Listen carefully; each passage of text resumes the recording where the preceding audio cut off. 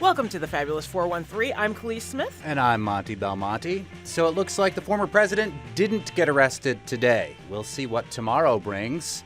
But tomorrow will bring Western New England University School of Law professor Jen Taub, who we bumped today, to discuss the potential charges.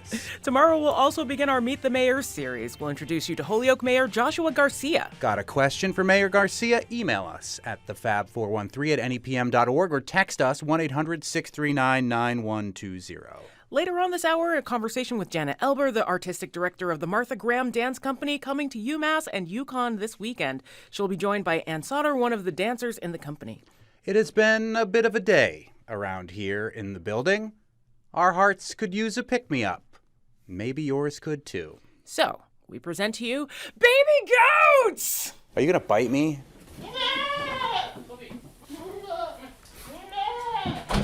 Where are the babies? There they are! There's more in there. Oh my God. This is why I'm so excited to be here today. Hi, kids! I can't even. They are so adorbs. Right? Aren't they the best? They're the best. I want to do yoga with them. Oh, don't worry. They've been going twice on the weekends. They go to East Hampton. They really are doing it? Yeah, All our right. friend takes them. He takes them down to do them. Time for our local hero spotlight with Phil Corman from CISA, the local hero folks, and Kaliis and I, who are at Thomas Farm in Sunderland. What's your name? Lori Cuevas. We have tiny little baby goats before us. They are the cutest things. What is Thomas Farm on a day-to-day basis? Well, you're looking at a lot of chaos right now.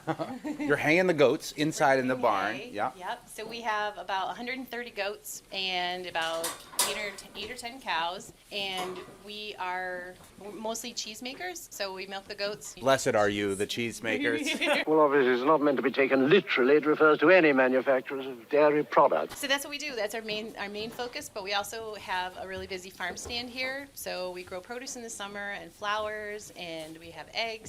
We deliver to local restaurants and local stores. What you're famous for in my house is cheese curd. Yay! It's amazing, delicious. It's got a squeak when you eat it. It's perfect. I've never tried to make poutine with it, but if I were going to, that would be the one I would get. Good for frying. Yeah. It is good for frying. Now you're talking. Yeah, I did get it. Actually, we did fondue with it, and that was actually very good. So that was technically fried. It's made out of cow cheese. Uh-huh. So we have a few different cheeses we make with the cows, and mostly soft cheeses we make with the goats. We've got these little kids, the baby goats here. And how many kids you got this season? This is kidding season. Are you kidding?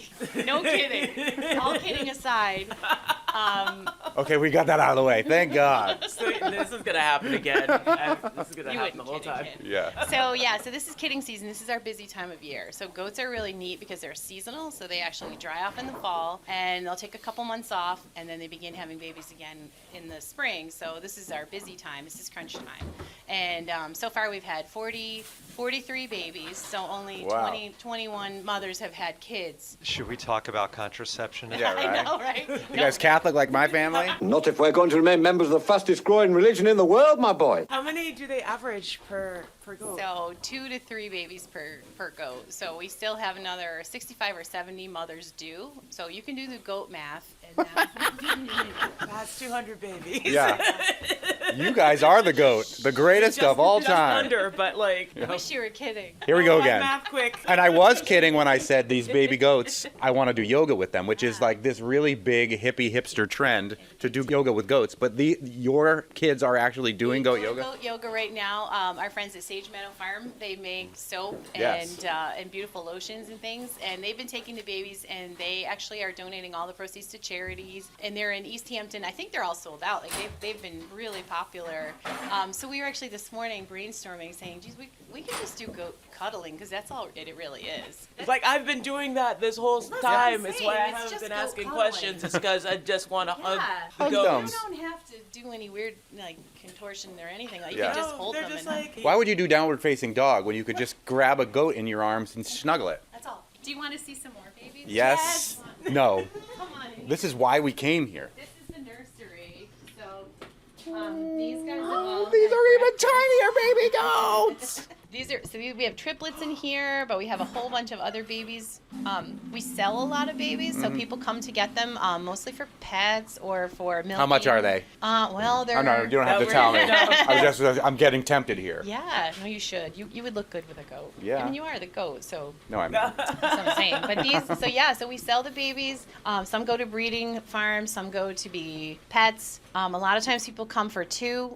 We have other people that have a lot of brush on their property, so they want animals to kind of chew that down. Because goats can eat poison ivy and it doesn't affect them, right? So if you have like a huge poison ivy problem, goats is the solution. They have no problem eating all that stuff. So, and they also eat everything that you care about, so you have to kind of be careful.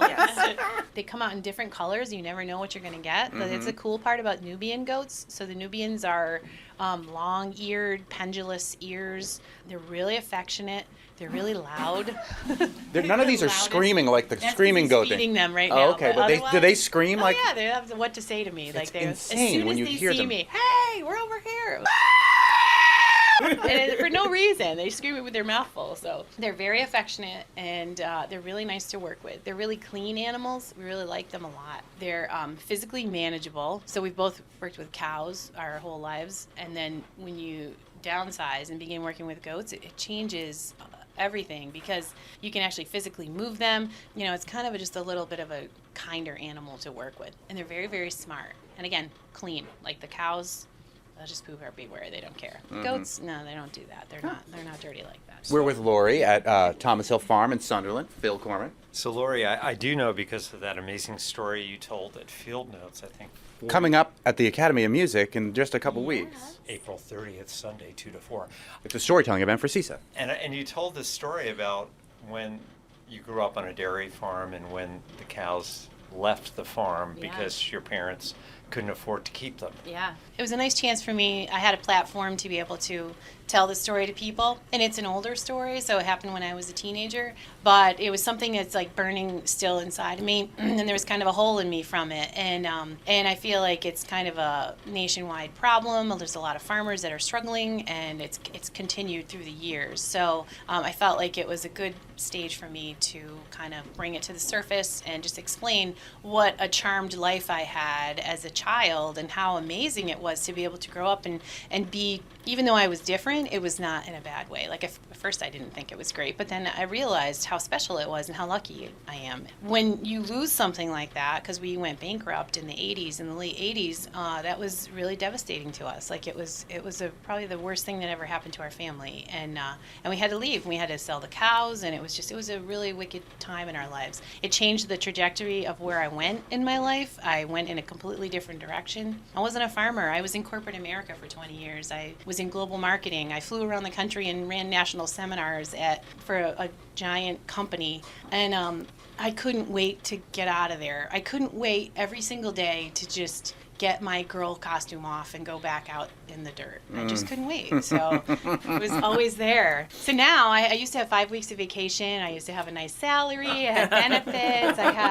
So now I have no vacation. My salary, there's no salary. I couldn't be happier. I'm in the best place I've ever been in my life. And I've never worked harder, but I'm so gratified. We're so happy here together. It's the best thing that's ever happened. One of the NEPM reporters, Carrie Healy, was mentioning how she also grew up on a dairy farm, and one of the saddest moments of her life was when they had to sell the herd also. Yeah. One of my previous partners who also grew up with cows, remembers there's something about that connection where when that loss happens, it's bigger than I think anybody really understands. Yeah, it's devastating. Because people think I'm crazy. Like, I can go down the row out there's 130 goats. I can tell you exactly each one's name. I can tell you who their mother is. I can tell you everything about her.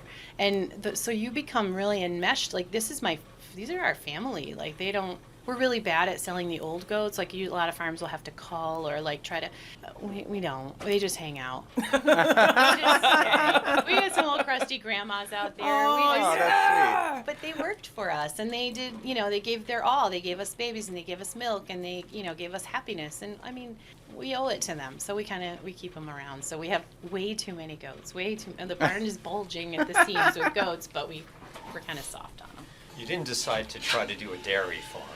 Right. So you've ended up with a goat dairy farm. Yeah. Why is that How have you made that possible for you and Jim to make a living? This is a unique farm in the sense that it's a very small property. So we're working on like 25 acres here. We rent a bunch of land to make hay on, but the valley is kind of unique in the sense that the farms are pretty small as far as land-wise. You don't have a couple hundred acres to work on usually, and the land here is so valuable, and so to rent, to buy, it's extremely expensive. So we were kind of forced to make it work on this small amount of land. What animal works here? And the goats made sense. And you can get a product from them that's valuable. So the milk that they make makes cheese that you can sell at a better price than you can sell cow cheese at. It's just logical. So the cheese became a really valuable piece of it for us, and we realized that there was a demand for it. And truthfully, we could probably milk 200 goats and still not be able to meet the demand, which is a good thing, a good problem to have. But goats like to be together, which is good. Yeah, all these babies are all huddled together to keep Yes, warm. piles. It makes me want to go and huddle up with them. Tell me about the cheese. So what types of cheese are you making with this goat? So mostly we make Chev. It's a soft, nice, soft, creamy cheese. The thing about our Chev is that I wasn't a big goat cheese fan, like for pretty much my whole life. I didn't care for that tang and like that like punch in the back of my tongue. That I just didn't like it. Plus I had been around like a kind of a smelly old goat when I was a kid. So every time I would taste cheese, I would be like, wow, it's just like Whitaker. Like that's how she smells. And I was always in my brain, like not that I tasted her, but I smelled her, and I was oh man, I don't know, I didn't like the smell. But what I found was when we started making this cheese, it was milder and it was sweeter. It was just something different about it. So I did a lot of research because I was like, okay, what is it that makes it different? And it's the kind of goats. So the Nubians have this really nice mix of fat and protein in their milk that makes it ideal for making cheese. And then we make some cheese curds out of the cow milk, like you had mentioned before. I love them. Yeah, and I'll tell you, it's such a compliment when you have, we have a lot of people who are Canadian that have found us because they have cheese curds. Like that's a thing. Poutine is their thing, yeah. Poutine. They'll seek us out, like come and find us and buy tubs of them, so it's been really. That's amazing. It's an honor. Yeah. So could you share a little bit? Here we are 3 years from when the world stopped, and I'm wondering what happened when the world stopped for you during the pandemic. Yeah, that was a crazy time for us. So it was like right around this time of year, right? So the goats are all having babies like crazy. Everything is the same as what it always is. Milking, we're doing all these things, and then the world comes to a screeching halt. And we had just hosted chefs from UMass the week before, and then the week before that we had Smith College come with all their food stuff, and they were all vested in the cheese. Everybody's excited. The farm tables buying cheese like crazy. Like we had all kinds of activity going on, and then everything stopped, and we were like, uh-oh, what are we supposed to do now? Like first of all, what are we going to do with all this cheese? Thankfully, Chev is forgiving and it allows you to freeze it. So we were freezing what we had to. But almost in the same week that the world stopped, Caroline Pam came and found me from Kitchen Garden, and she said, we're going to start up a home delivery. What do you think? She's our neighbor, and we know her well. So she came and she asked us, and we said, yeah, absolutely. So we just switched gears. Instead of selling 5-pound tubs to restaurants, which weren't open anymore, we started selling the 4-ouncers, and we sold a lot of them. Through Sunderland Food Club, Yes, yes, which is how I discovered your curds. Yeah, so we were so fortunate because she hit the ground running, and what an impressive thing she did. She was here like maybe Tuesday, and I think orders were open like by Friday, and she was just on it, and from there it just took off. And then the other surprising thing was our farm stand. So we had a little farm stand, open air farm stand. People started showing up, and more and more and more, and I was like, what are you buying? Like, it's not that big of a stand. We would sell out of eggs, and we'd sell out of this and that. So we started to add things to it. We're so lucky around here. I don't think people who live here realize how lucky they are, like that you can just go to a farm stand and get what you want. It's not like that everywhere, and we're so lucky here. But we had a following, and people were in line down there at that little tiny farm stand waiting to get in, and it was like, holy moly. We had a big responsibility to feed a lot of people at that point, so we did. Yeah, we're pretty lucky to be part of the local food system. Coming up, more salve for our wounded souls with baby goat cuddling at Thomas Farm in Sunderland. Will Kaliis get a goat named after her, and why, even if you hate goat cheese, some local goat cheese might be worth a try. Plus, a conversation with members of the Martha Graham Dance Company, including artistic director Janet Eilber. Coming up in the Fabulous 413 on NEPM. I'm a goat servant. Like, pretty much I'm a certified goat servant. That's really all I do is just serve them. High on the hill, there's a lonely goat herd. We're with Lori Cuevas at Thomas Farm in Sunderland. When we were talking about your field notes story, the one thing I remember most about it is that you made a call that your dad used to call. That's right. When you would call the cows in. Yeah. Will you do that? I can do that. Kibas, kibas, kibas, kibas, kibas, kibas, kibas. What does that mean? Look at how they all answer. All the goats reacted immediately. Standing ovation. Yeah. I told you, that's the thing. What does that mean? I don't know. It's just what he said? I wish I had been filming that. It's something I did a cow call and they all came running over. Yeah. Even Jim came running. He did, see? Good job. You got to hear this sound. This is the sound of dozens and dozens of goats eating hay. Don't eat my recorder. They want it, though. Do goats really eat everything, like tin cans and all They that? like to taste everything. Like, Yeah. Look at Bailey thinks we have a treat for her. Yeah, we I have don't. a treat for you. This is Sabrina. This is Madison. This is her daughter. See, this is crazy. Yeah. They all look like goats to me. They don't. They all look different. I know. They I do. know. They do. If you worked in a school, you would know all the students' name, and that's kind of how I explain it. We just got them a new goat brush, so they have this new fancy scratching apparatus. It looks like a car wash. They use it like crazy. They love it. So we try to keep them really happy. That's the most important thing for us here is that they're happy. So they're good girls. Oh, here's some more babies. Hi, boys. Hi, boys. Sometimes I forget how hard I work to get here. This is what I want. This is what I was supposed to do all along, and I just kind of got detoured. But everybody comes here oh, yeah, this is my dream job, and I'm like, well, I mean, there's ugly parts too, but I thought to myself, man, I'm so fortunate. I get to stand here and I can hold this baby as long as I want to and pet her, and it's just, yeah, we're so lucky we get to do what we love. All right, Kaliis is going to hold one of the little babies. Just like a puppy. There you go. What's that one's name? We haven't named her yet. She's out of our big goat sweetheart. We're gonna keep her. Of course we're gonna keep her, because we keep too many goats. It's a sickness. My day is made. Right? Isn't she just the greatest? I love her. We're going to go back to NEPM and smell like goats. Don't care. Neither do I. Right. Don't care. I know. How is the new gig? It's good. Good. Yeah, we're having fun. We get to do stuff like I this. know. It's really I don't have to great. wake up for farmer hours or worse. Look at you guys. All goated up. Yes. Yeah, this is better than yoga any day. You're wasting your time with the goats. You are. You can do yoga anytime. Right. And they run around, jump on your backs and stuff. I guess Yeah, that's the fun forget it. part, but still.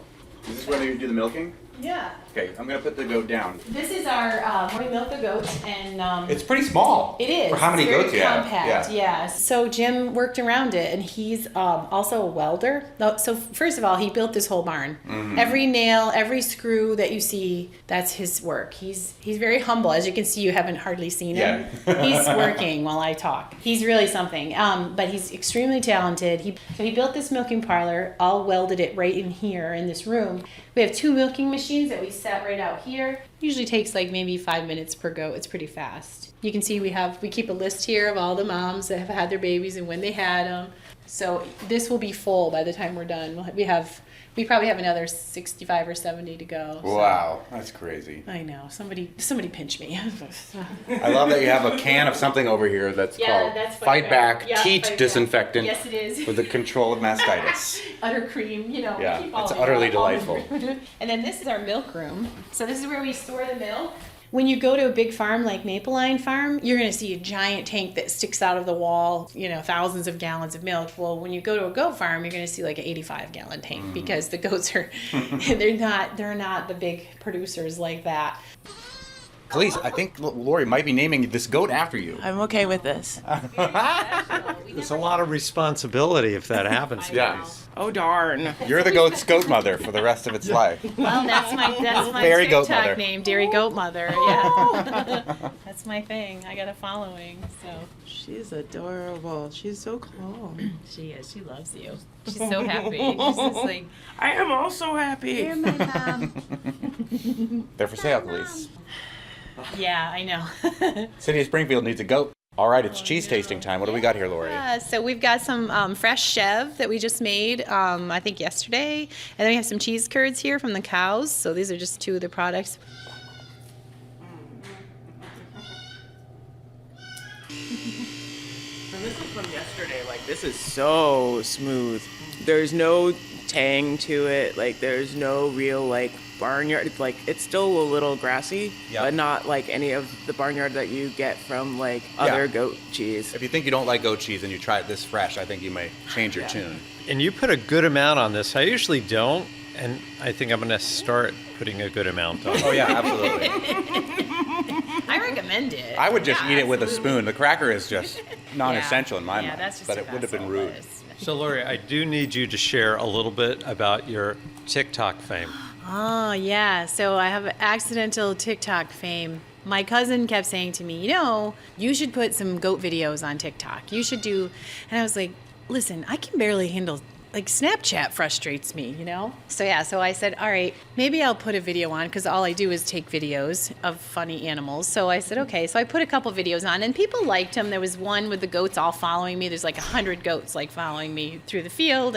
But all of a sudden, I came across a video on my phone, an old one of my dad, and he has this pet ox, like a steer. And my dad, you got to appreciate, he's only like maybe 5'2". And I'm giving him credit with his big boots on. He's small and like sturdy and strong. And he's 78 years old now, but he has an ox who is over like 6 feet tall at his hip. And he's just probably 3,000 pounds. He's massive. He's just this amazing, and they're complete buds. Like, they absolutely love each other. So I have this video of my dad scratching him with a stick, and I was like, I'll put it out there. And it went crazy. So then the Tommy videos kind of just took a life of their own.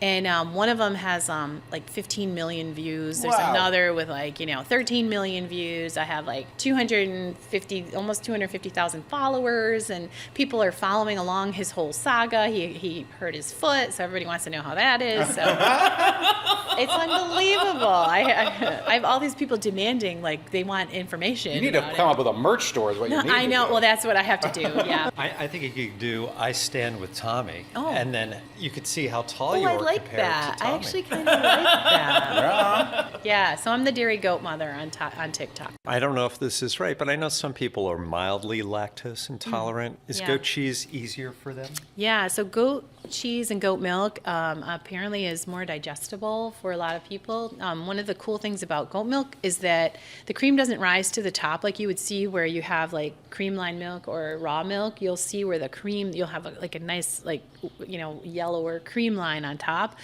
But goat milk is already homogenized. It's already They're always running and jumping around all over the place. Right? They just keep it like full mix. That's probably you might be onto All something. the energy there. is passed down directly into the milk. Yeah. Exactly. That's science by Monte. That's goat science right there. Yeah. I'm digging into the cheese curd. Yeah, eat the Hardcore. cheese curds. It's good. Oh yeah, they're a little stuck together, but that's okay. Just That means you have to eat them all. You have to eat more because you touched them. There we go. We're pretty proud that we also have the CISA logo to be able to put on things. And CISA's been really helpful to us too. Like we've been lucky. We just redid all our branding. So we have these like cute little goats together, and we had a wonderful girl that we worked with who helped us design the label. And then with CISA's help, we were actually also able to afford to do a whole website redo with her. So we've been really lucky. Have you been thinking about doing other goat cheeses? Yeah, we've made goat Gouda before.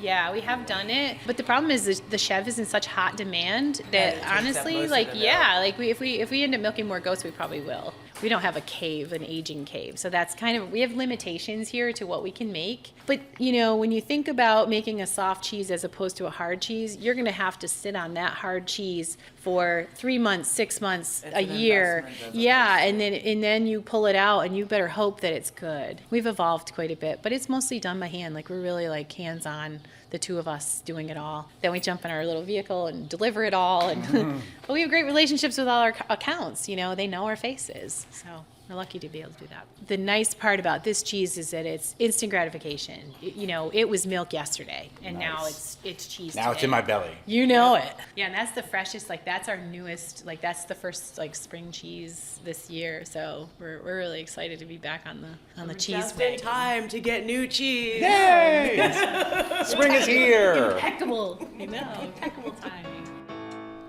You can see all the baby goats on our NEPM Facebook, Instagram, and Twitter pages, because we took lots of footage. And it feels good to look at them. It does. Thanks to Laurie Cuevas of Thomas Farm in Sunderland and to Phil Corman from CISA.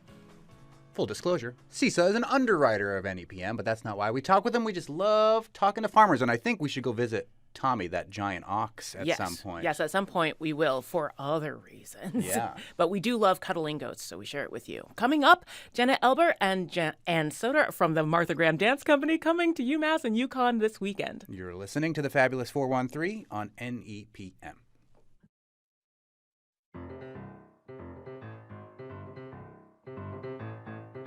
I'm here with Janet Eilber, Artistic Director of the Martha Graham Dance Company, and Ann Soder, one of the dancers in said company. They're coming to the UMass Fine Arts Center on March 25th. Can you talk a little bit about Martha? I know this is going to be an oversimplification to try and get into what Martha Graham means to modern dance, but if we could just get a snippet and kind of at the core of her style. Oh, wow, sure. Martha revolutionized dance by making it human.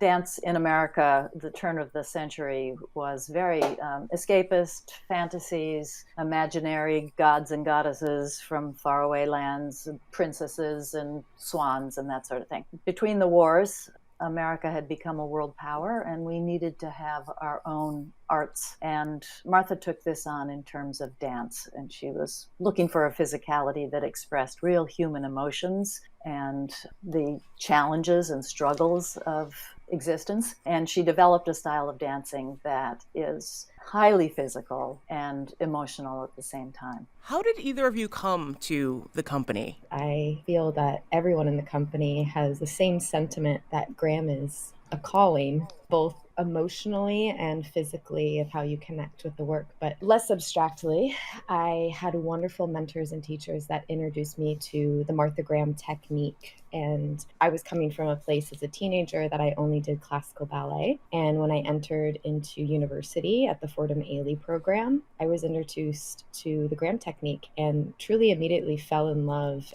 Why I say it's a calling is because it was the first time dance for me became 360, not just physically, but emotionally. And even in the classwork, in the most basic steps, I found a connection in my artistry that hadn't been there before, and knew from that age of 18 that I wanted to be in the company. That was my goal, and I felt very lucky that my path ended up leading me into Graham 2, the second company. Now I'm in my 8th season with Martha Graham. We're speaking with Ann Soder, who is part of the Martha Graham Dance Company, and Janet Eilber, the artistic director, coming to the UMass Fine Arts Center Saturday, March 25th. Ann, you were saying that there are certain tenets to the Martha Graham style. For a non-dancer like me, what are some of the things that I might recognize that is particularly Martha Graham if I were to come to see this performance, or if I were to try to learn this style of dance?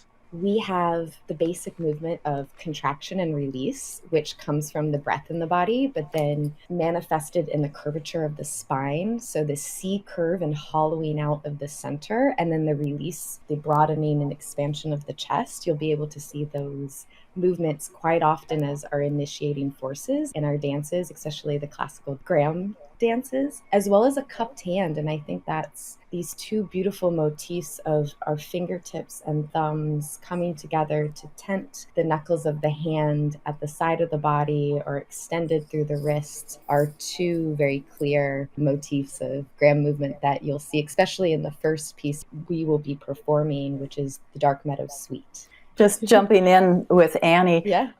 This contraction and release, people who are non-dancers will recognize the power of the core muscles.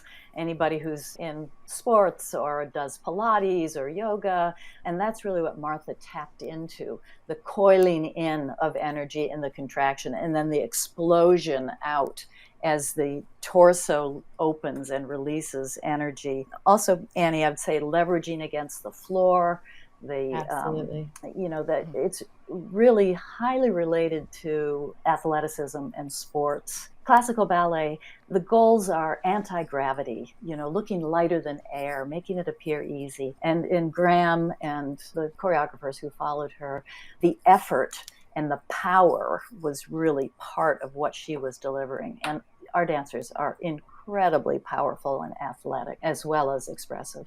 I immediately straightened up my posture and made a C-shaped spine while you were describing it and cupped my hands and everything. So it's very effective and inspirational. Yeah, we'll check his alignment a little bit later. You're bringing Canticle for Innocent Comedians to UMass, which is a piece that was done in the 50s, kind of lost. So it's only sort of a legacy piece. How did you bring this back to life?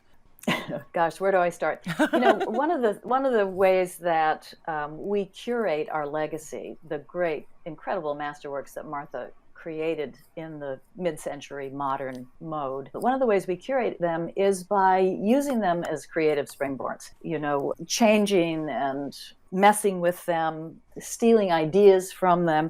We also perform them in the most authentic and beautiful way, as you'll see in the Dark Meadow Suite. But with something like Canticle for Innocent Comedians, that was lost. There was no filmed record of it except for one small section. We decided to borrow Martha's title and her idea and structure and fill it with all new choreography. So her structure was a celebration of nature, and it's made up of 8 short sections, solos, duets for the stars of her company, all named for elements of nature: sun, wind, water, earth, moon, stars, etc. Only the moon duet was filmed, and we still dance that. But we decided to fill it with new choreography, and we realized that each vignette could be created by a different choreographer. So that's what we did. And we're bringing you this sort of sampler of contemporary choreographers that fill this beautiful idea that Martha had back in the early 1950s. To bring it together, to give it some cohesion, we brought in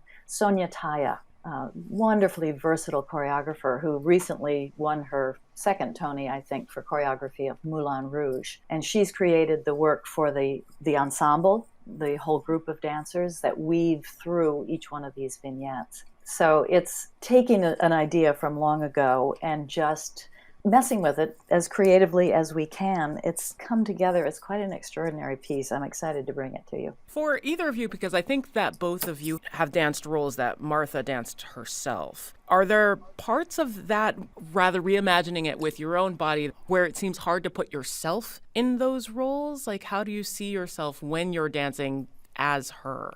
I think that's the privilege of being a part of a company with such history.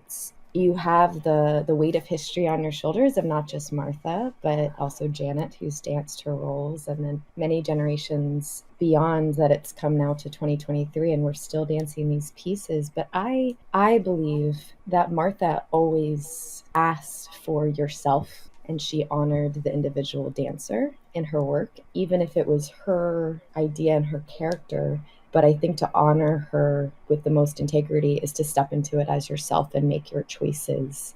I think we all hope, as the present company, that we, yes, have one foot in legacy and history, but always another foot in moving forward. And we've come to a space where we're doing new works and the Graham works, and they beautifully honor and combine what Martha did, so that these new choreographers can do what they can do, but we can do these new works because we're trained in the drama and the physicality of Graham. So there's always this stepping past and present at the same time. It's a honor to do all these parts, but you also have to make sure you're yourself and present in 2023 and realizing the relevance of these historical works are just as poignant in this day as they were in 1936 and 41 and the 60s, 70s, and beyond. Yeah, and I was fortunate enough to actually be directed by Martha Graham in some of her roles. And Annie's absolutely right. Martha, it didn't even cross her mind that I should dance the role the way she danced it. She had such a belief in the power of the individual and that you are unique. There are famous quotes with her talking about your unique potential. And as she directed me, I'm much taller than she was. I have a much different personal dynamic and aura. And she taught me to bring all of that to these classic roles and not try to imitate anyone else. That was so far from what she believed a person should be doing that, it didn't cross her mind. To have a mentor like that as a young woman back in the early 1970s when I danced with the company was just remarkable. I mean, I look back on it now when we talk about mentoring young women and who are the women out there who are helping young people come forward, young women come forward. And I think how lucky that was that I had that almost 50 years ago was quite spectacular. It seems like a lot of that philosophy also influences the way that you work as artistic director. Is that true? Absolutely. I mean, that's a life lesson I took from Martha, and I hope I'm passing that on, that each Absolutely. individual artist has to believe in themselves and bring themselves 100% to their artistry. Yeah, it's very important to me. We're speaking with Janet Eilber, who is the artistic director of the Martha Graham Dance Company, and Annie Sauter, who's going to be performing with the Martha Graham Dance Company, Canticle for Innocent Comedians, Saturday, March 25th at UMass Fine Arts Center. Depending on what sort of cultural or ethnic background you grew up with, dance may or may not be an important part of your daily life. I look at old home videos from my Italian-American family, and every gathering, there was a dance party that would break out. When I was a kid, you kind of got looked at as a white kid in the suburbs.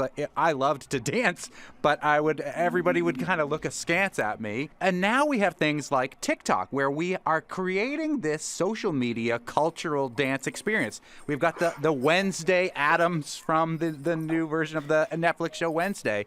What's your take as people who do this professionally about corporate dance and how social media has impacted our dance language at this point?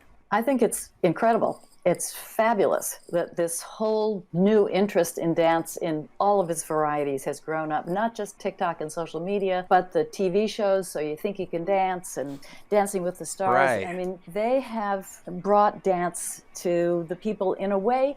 You know, Dancing with the Stars shows the audience that there are standards, that there are goals that these dancers are working towards. And that is the same for concert dance, the stuff that we do, as anything social media. I think you'll see that on stage. We don't want your audience to have the impression that we're doing all serious stuff from 1952.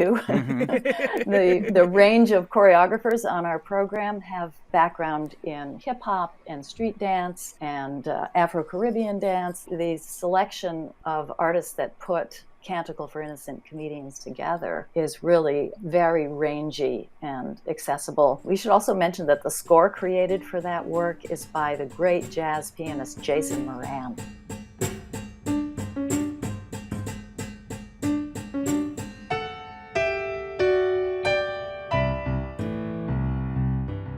So it's really a piece that is inspired by the past, but very much speaks of dance today. Very, very cool. In similar fashion, people might not necessarily understand the importance of second companies. Could you get into that a little bit? Because I think second companies are so cool when you have them. They are. I was able to explain this concept to my father, who is an avid sports fan, by talking about the minor leagues in baseball. This idea that when I first auditioned for the company, I was green. I was new to the Graham world, to the professional world. I needed a year of honing. The second company in Graham focuses all on the Graham technique and the Graham works. You go through the Martha Graham school as well, and it's just a year to learn an in-depth, almost crash course of how to perform and the drama and the works of Martha Graham. And you're able to perform with this company of young dancers around New York. We do lots of outreach programs, our own season, and it prepares you to enter into the company with basic knowledge of many of the pieces, so that when you move into an apprenticeship, you're much more mentally prepared than you were if you came in fresh from university. And it's a really wonderful way to jump into the work and have time, almost like a master's program, to get prepared for the first company. Yeah, it's Graham 2, our second company, is definitely our farm team. It's a perfect example. And not only is sort of an intensive preparation for bridging into the main company, but from my point of view, I've had to turn to our second company on several occasions when we've had an emergency or an injury in the company and I've needed somebody quickly. I know that there's a group of eager young dancers waiting in the wings. Just like in the minor league baseball. Totally. Pull them up. And all of those minor league baseball players are way better of a baseball player than you will ever be. It's still true. It's still true. It's still inspiring. Yeah, in that. totally inspiring. Because like we're still like looking at these works and still looking at those teams and going like, Exactly. that's just so cool. Yeah, and just the dedication it takes to get to that level. Even if you're Right. not in the Boston Red Sox and you're the Worcester Red Sox, you are an unbelievable player, and you've committed your life to this fantastic athleticism. Yeah, it's absolutely true. We don't always have room for all of the talented people in our main companies. Annie said she's been with the company 8 years, as almost all of our dancers have been with us at least 8 years.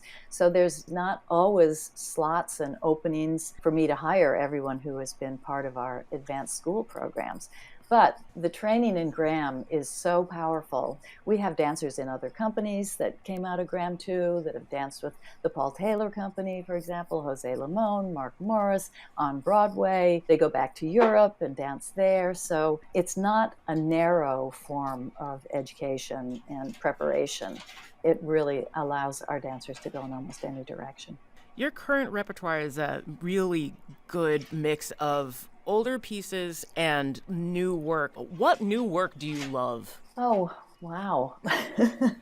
When I look to commission choreographers, I really look for artists who are doing things that are sort of wildly different than the Martha Graham style. I really don't want something that's sort of Graham-esque. I want something that's the choreographer's own voice and, bringing together the time that we're living in and how they perceive it. And invariably, when we put it on a program with the Graham works, there's this great conversation between the historic works and Martha's thematic material and what's going on today. A lot of the conversations have not changed. The new work brings fresh eyes to her timeless classic, and her classics brings the substance of history and just the thematic material that is in our bodies, frankly, really influences what is going on in today's world. That's wicked cool. Janet Eilber is the artistic director of the Martha Graham Dance Company, and Ann Sutter, one of the dancers of said Martha Graham Company, coming to the UMass Fine Arts Center on March 25th. Thank you so much for taking this time out with us today. Thank you. We chat hope about everyone will dancing. come see us. Come Yes. see us live. Yes. It'll be even better in person where you can see them instead of over the Absolutely. radio where you only get to imagine it. And you get to imagine me arching my back in the Martha Graham style. Yeah, Monte has been doing some things in that Yeah. studio we don't have to talk about. Great. Well, thank you so much. Thank you. Thank you. Great. Take care. Not only will the Martha Graham Company be performing at the UMass Fine Arts Center on Saturday, March 25th, but they'll also be performing at UConn in Storrs, Connecticut on March 23rd.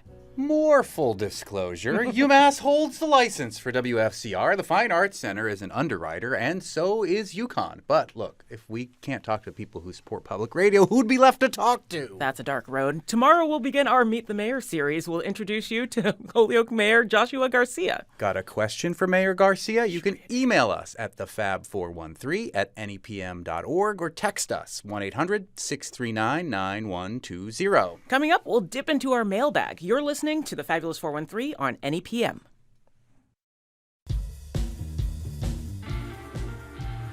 Welcome back to the Fabulous 413. I'm Monte Belmonte. And I'm Kaliis Smith. It's time to dip into the mailbag. You can always reach the show at thefab413@nepm.org or text us anytime at 1-800-639-9120, like Evan from Northampton did when we were talking about the farm in Sunderland where we were cuddling the baby goats earlier. He said, I love the Sunderland Farm Collective, which Lori Cuevas mentioned was a pandemic-era business and farming hack all in I one. absolutely participated in that. They had a pickup at abandoned building, which was really close to where I was at the time, and it was a lifesaver. Yeah, they were gathering food from all these different farms and driving it to different people in different locations. And it only stopped like last year towards like the middle of the season. It stopped running. So who knows? I think if you contact them and let them know that this is still a service that is really useful, then perhaps. Yes, because Evan wanted to know. He said, I love the Sunderland Farm Collective, and we used to get home delivery. Is it ever going to start up again? The answer is beyond our knowledge. Beyond at our this ken, point. sadly. Yes. In response to our local hero agriculture segment last week, Jamie, who's our biggest fan, sent us a bunch of books and a nice letter, so thank you. We're in the middle of reading those books, we promise. Yeah, said, hey, I was very pleased to hear you intend to regularly highlight local farms. I suggest the following: Hetty Bell Farm and Grace Hill Dairy. Also, there's or will be a farm in Sunderland, where we just were, which is trying to incorporate nut trees, hazelnut, into a permaculture operation. I haven't heard about that, but that sounds fascinating. Permaculture in general, especially in this area, is really, really cool. Yeah. There's a lot of separate schools of thought on it, and a couple of books that have been written about it by people who are here. So yeah, and I know UMass has a really robust program, and a lot of our indigenous friends who do farming and gardening here have been doing this for a long time, so they've been doing a lot of excellent critique as well as education in regards to how we keep doing that. Indeed. So we will absolutely keep it on our radar. In response to our pizza quest, Julia from Greenfield writes, hello, Fab413. I love the brick oven pizza at Pulse in Hadley, Massachusetts, a wonderful vegan eatery and market. And then Julia writes, loving the new show and want to make a suggestion for Pizza Quest, Zaz Hot Slices. It's an open-air pizza shop located in the Duck Pond in Shelburne on beautiful Route 2. They serve up New York-style slices and pies. It is a woman-owned and operated business that was started 2 years ago. She'll be reopening in May. Please add them to your Pizza Quest list. Done and done. Yeah, we do actually have a functioning Pizza Quest list, and if you haven't heard about this, it is a quest to find the best pizza in the 4 counties of Western Mass. Yes, we here agree that New Haven has the best pizza. Congratulations. Right, and I've been told by my New York and New Jersey friends that I am wrong, but the heart wants what the heart wants. That's true, and the mouth does too. So if you have a suggestion for Pizza Quest, again, the fab413@nepm.org or 1-800-639. And especially if you are in Berkshire County and know where to get the good pizza, because we're looking specifically in that region for a couple of reasons. Yeah, and for this week, we will be in the North Adams area. So if you have a favorite North Adams pizzeria, please let us know for sure, and we'll try to get there. Indeed. Lance Piantagini writes, and I mean, I'm going to take his pizza recommendation seriously. My vote is the Laughing Tomato mobile pizza oven, reliably parked at Black Birch Vineyards each weekend. I'd first started going there at Northampton Tuesday Market years back. My runner-up would be Bruno's in Amherst. I used to live right next to there. It was like emergency food, late night.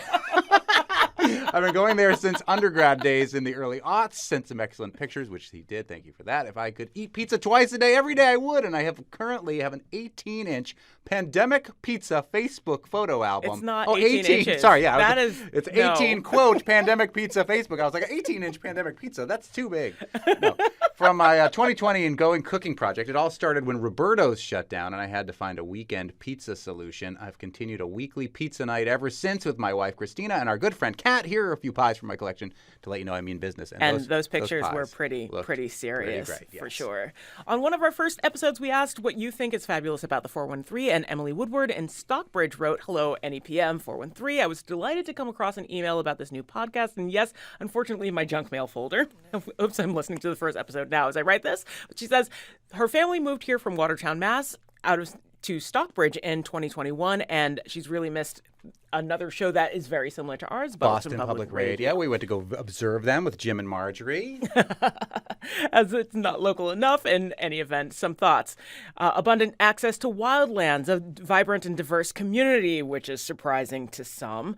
Hungarian, Italian, Irish, all these parish churches, like 3rd and 4th generation European immigrant groups that you can encounter, and smaller communities, which is just nice, I think. And she says, I think we can all agree that the Mabel products are second to none. Yes, we can. Indeed, even when we accidentally scorch them on our own stoves. We want to hear about all the things that you think are fabulous about the 413. We only have 49 and a half minutes of showtime every day to talk about it, but we try to talk about as many of the things. That's why we do it every day. As we can every day here in the fabulous 413. Tomorrow is former President Trump about to get arrested. We'll hear from Professor of Law at Western New England University, Jennifer Taub. We had scheduled to have her on the show today, so if you were missing her, Trump didn't get arrested, so we decided to bump her to tomorrow, and we'll see what tomorrow brings. Plus, word nerd Emily Brewster, resident wordster from Merriam-Webster in Springfield, on the definition of love. And the first episode of Meet the Mayor, the beginning of our new series introducing you to the mayors of Western Mass. Tomorrow, our first mayor, Holyoke's Joshua Garcia. Got a question for Mayor Garcia? Email us at thefab413@nepm.org or text us at 1-800-639-9120. Our director is Tony. We are really lucky to still have you done. Our engineer is Betsy. We are really, really lucky to still have you, Cortis. Our technical team is Kara. We are really lucky to still have you, Foster. And Bart, we are really lucky to have you, Rankin. And Punk Rock Dubé, who we are incredibly lucky to still have. And for those of us we no longer have, we miss you, and we thank you for everything. Musical thanks to Spouse, Happy Valley Guitar Orchestra, the Mountain Goats, Jason Moran, Julie Andrews, and the Kids, and the Brass. I'm Kaliis Smith. And I'm Monte Belmonte. See you tomorrow in the Fabulous 413.